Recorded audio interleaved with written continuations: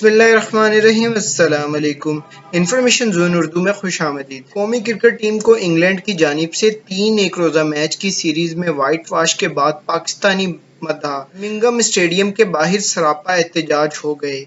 3 एक रोज़ा मैचेस की सीरीज के आखिरी मैच में इंग्लिश टीम ने 332 रन का हदफ सिर्फ 48वें ओवर में 7 विकेटों के नुकसान पर पूरा कर लिया और यूं ग्रीन शर्ट्स को 3 विकेटों से शिकस्त देकर 0 से अपने नाम कर लिया। शायकीन की जानिब से स्टेडियम के बाहर मिसबाह गो मिसबाह के नारे लगाए गए, जबकि कई शायकीन स्टेडियम से उठकर चले गए।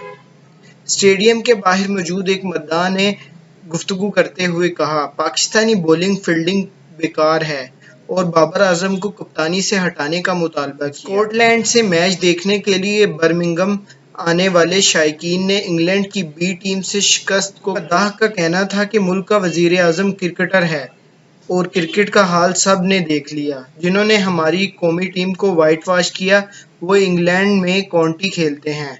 स्टेडियम के बाहर मौजूद एक शख्स का कहना था कि मिसबाह को कहें हमारी टीम की जान छोड़ें, जिम्बाब्वे चले जाएं या फिर किसी क्लब लेवल टीम को कोचिंग करें। बाबर आजम बहुत अच्छा खेले लेकिन हमारे बॉलर्स ने हमारा नाम मिट्टी में मिला दिया।